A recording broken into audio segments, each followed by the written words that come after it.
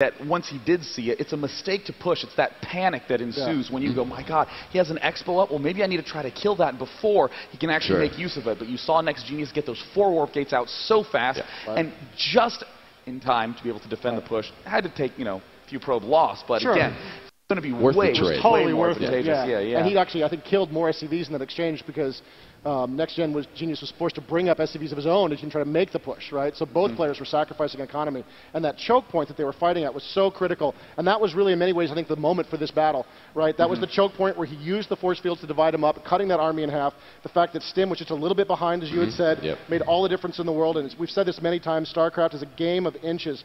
Tiny, tiny differences make all the difference in the world down the road, and it was those tiny differences that made the difference in this match. And Loner is re-watching that replay once again. That is such a great sign of a strong player who just re-watches what mistakes he made. And Loner, considering how great of a player he is, will be able to watch that replay and notice how quickly he fell behind after that initial push failed. There really was not that much he could do. I mean, losing that full medevac didn't help necessarily, but that really wasn't the breaking point nearly as much as that start push. So in terms of coming back from it, you think that it would have been a better idea for Loner to kind of play a little more defense and start to build up his own macro?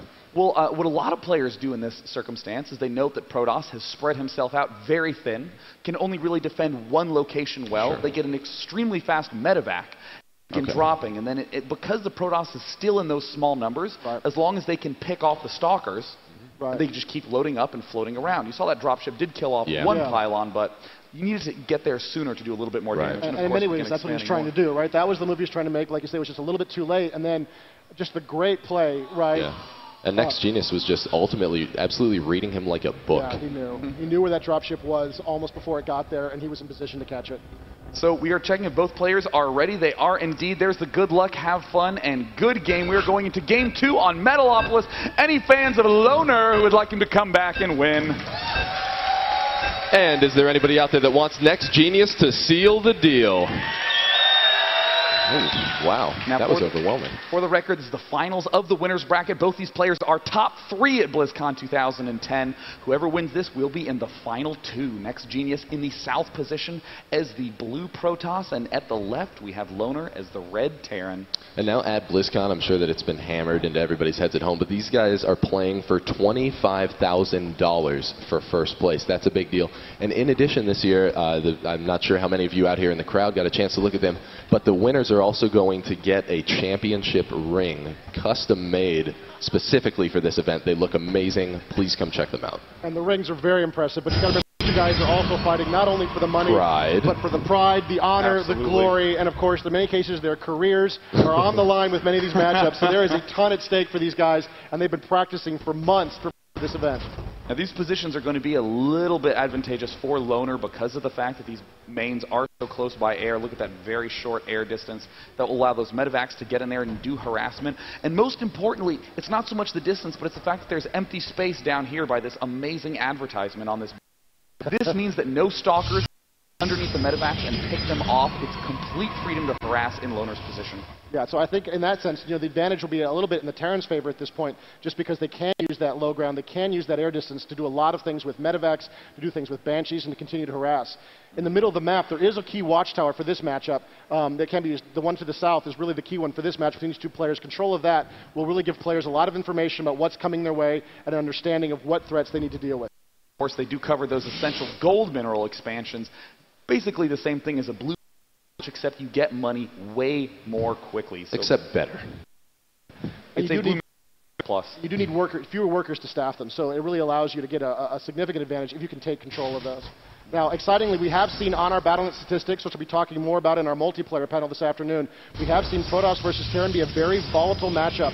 There's really no way to know right now who's winning this matchup from a balance perspective, but it is all over the place. So be very watch and see how these pros use these races again. And that's really my favorite part about watching great players play. If they're good enough, they make every matchup look imbalanced. They always know how to make it swing more and more in their favor, and there's NEXGenius running up with the probe, and oh no, the Marine shot at the Meng statue. letting the probe up into the main. So now the probe is seeing everything that's going on. There's really not too much crazy at this point yet, but that factory is going to be a big sign. Yeah, and he's going to see it before he gets out, almost certainly, unless he gets trapped in the corner and killed by those Marines. A vital scout. This is actually a pretty big deal. If Loner's able to get over there and stop that probe, no, it's looking like the probe's easily going to be able to possibly be able to see that getting built. Yes, NEXGenius now has that very, very vital information to Loner's build. I think this is one of the earlier factories that we've seen coming out of Loner. And off he goes, scot-free. The probe is in and the probe is out. No harm done. And he completely escapes that. Just great, great use of that scout with a lot of free information. That's going to be a little embarrassing for Loner, letting that probe just have an easy 9-to-5 job scouting. Got in, saw, left, completely unscathed. Actually punished was this Meng statue. Right, and we can see Loner is absolutely determined to make sure that thing goes down. Meng's is not a good guy. Whoa, very, very fast start coming out of NEXGenius. This is a very interesting play. Now looking at that chrono boost, he does have 37 energy saved up, almost certainly saving it to go for some sort of Void Ray. He's getting the second gateway.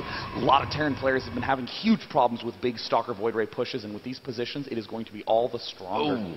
And we actually see that Hellion come out onto play. We'll actually see how many more Marines Loner gets out on the field. If an air unit gets out there that can attack ground, specifically the Void Ray in this case, it is going to be really, really bad news for Loner. There you see he's just dogging that poor little probe to destruction. He's just chasing him down and kills him off, gains control of the watchtower.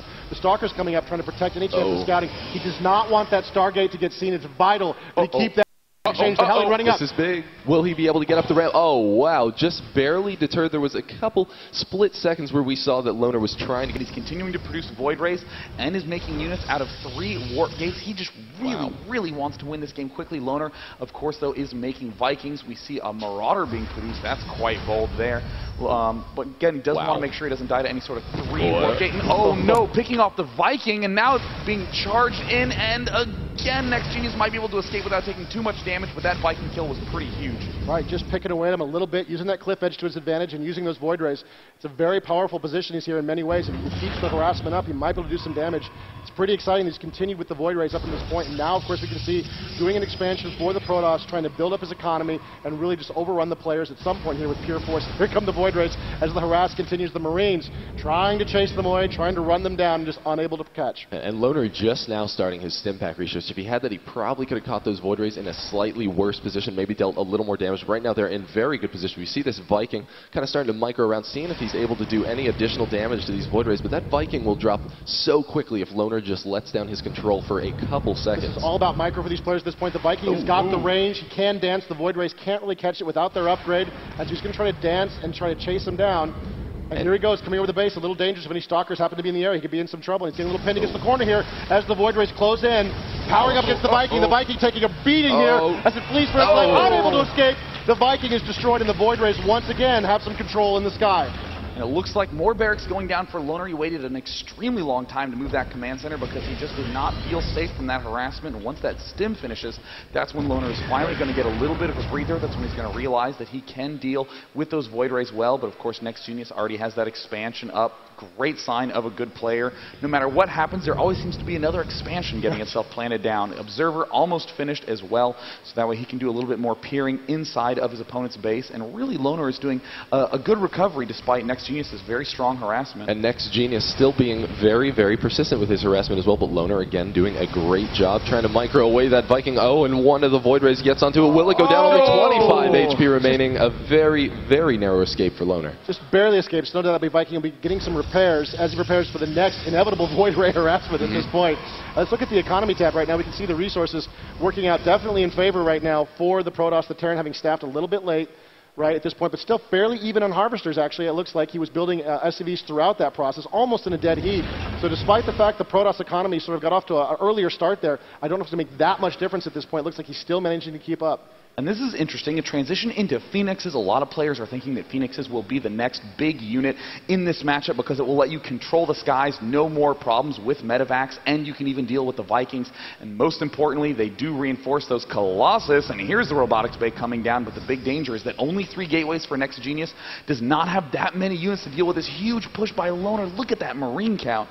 Wow. Yeah, that's a big army for the Terrans, and God, the harassment just won't stop. Here we go, the Vikings powering through, trying to fight, and the Phoenix dancing in, giving fire support to the Void Rays. The Phoenix will protect those Void Rays and allow them to continue the harassment. As long as he can get that Viking away from the Marines, he can keep it up. Ooh, taking some more hits. That Void Ray is almost gone. Here goes the Phoenix trying to save him. The Phoenix dancing in. Wow, getting him so incredibly low. That lone Viking able to turn around what could have been an awful situation for Loner. Now Loner is able to spot up the cliff there. He's going to get that easy pylon kill. And right now, NEXGenius really doesn't want to move around his army too much. He's going to absolutely just have to let that pylon go down. A very safe move from Loner. In the meantime, it looks like that range upgrade for Colossus is coming out. One Colossus should be on the field. There it is. And in the meantime, NEXGenius is gearing up to take another expansion, making a nice little field of pylons so we can continue to warp in units to reinforce that expansion later on. Phoenix is now getting a chance to poke around in the main and see exactly what's up. Engineering Bay going down for Loner. Lifts up a mule. Oh, no. Mules, of course, are the lynch. Wow, and he turns and repairs the mule while it's stuck in the anti-grav beam. Oh, an excellent save from Loner, able to get over there, stop the Phoenix from finishing off the anti-grav, and saves his mule in the end. I didn't even quite understand what was happening. I was like, okay, he's dead. And now he's dead. And now he's, okay, he's actually still alive. What's going on? Turns out the repair was going on. That's incredibly fast response by Loner. Very clever to do that little repair. Knows how essential those mules are. Now double Vikings coming out will allow him to deal with the Colossus and those air units, the Phoenixes and the Void Rays. And in the meantime, NEXGenius is warping in a very scary army. And he's got to see that. He's hit the comsat, so he sees the position. He's going to clear out that statue of Manx to buy his army more space to move around. He doesn't want the Terrans to be able to use that against him. And so now he's in a pretty good position with a decent number of Colossus, 2 Colossus. He'd prefer to have more, but it may be enough as he pushes across the map towards this watchtower. He does have that thermal lance upgrade, which again could make a huge difference. He's able to pick off a couple units without suffering too much. Oh, and we see the shield thrown down. Oh, a force field that doesn't quite hurt Loner too much. Loner actually doing a very good job. Now the Zealots are in kind of a difficult position. Oh, but we see the Colossi in the back, able to take down lots of these units. Loner is going to be forced into a bit of a defensive position here, now getting back to his main and trying to regroup. Definitely think that Loner got the better end of that deal, picking off a lot of the Zealots. Those Colossi didn't get the chance to do too much damage, and this is a very dangerous spot to be in for NEXGenius. He is way far away, moving this far north. Oh my goodness, he's going to cut himself off from reinforcements. He needs to do a lot of damage with this attack, but it just might be enough. With all those sentries, he can throw down enough force fields to make the ranged use of those Colossus. And here's the big push. All the SCVs getting in the fight. 2 force fields thrown down, not the best force fields. He is blocking those SCVs from coming in, and oh no, NEXGenius may have just run out of energy. Oh, Loner is going to be able to sprint up and stem and pick off these retreating units. Wow, and those units are now headed, as you can see, across the right side of the map, which is away from additional reinforcements. So if we see Loner possibly make a pretty strong power play and move down onto the map, nope, not a good time for him to do that. Doesn't really have enough units right now to establish that map control that he might really be wanting. And if we take a look down in that lower right-hand corner of the map, we can see that NEXGenius right now does have his second expo up, or coming. Yes, yeah, so it looks like the Terrans are backing up a little bit again and gathering their forces. I actually think NEXGenius missed a few of those force fields there. They're actually in the way of his own Zealots more than they're in the way of the Marauders. Just great micro by Loner, just slipping away from those force fields and getting back into position. I think the force field play cost him in that exchange much more than anything else that he did. 2 players dead even right now, both at 146 food. And really, I'm quite impressed with the way that Loner is continuing to play this off. NEXGenius is gearing up to do a little more aggression, but this is really why Terran players have a lot of trouble in the later stages of the game. You start off making Marines, Marauders, Vikings, and Medevacs, and that's pretty much what you make all game long. The important thing is how you position them. That's what sets apart the men from the boys. And here come the Colossus, doing a good little snipe there, killing that Marine really had it coming. Yeah. But that's enough Vikings. Now, those Colossus are in a little bit of trouble here right now. It's going to be difficult for them to continue to press with that many Vikings in the skies, blasting them to pieces. And it looks like he's going to get a few repairs here and get ready for this next Protoss attack. And NEXGenius is doing a very good job setting up camp right outside of Loner's base. He wants to make sure that Loner stays contained at this point, because if he is able to get up that third base, he's going to be doing really well and just able to pump out units much faster than Loner will be able to keep up with. Yeah, if he can maintain this position long enough. Oh, here we go. The Terrans dancing in. Don't like to look at the back of the Zealots charging in. And there's the stem as the Colossus try to blast through that line. The Vikings are blowing Colossus out of the skies. The Marauders are continuing their press. Goodness! It's just Protoss army is just melting under this constant Terran barrage. That did not even look close at all. Wait a minute. It's the insane Viking count, the huge spread by Loner. The Colossi, even if there were no Vikings, were not doing enough damage because Loner just had such a big arc. This is the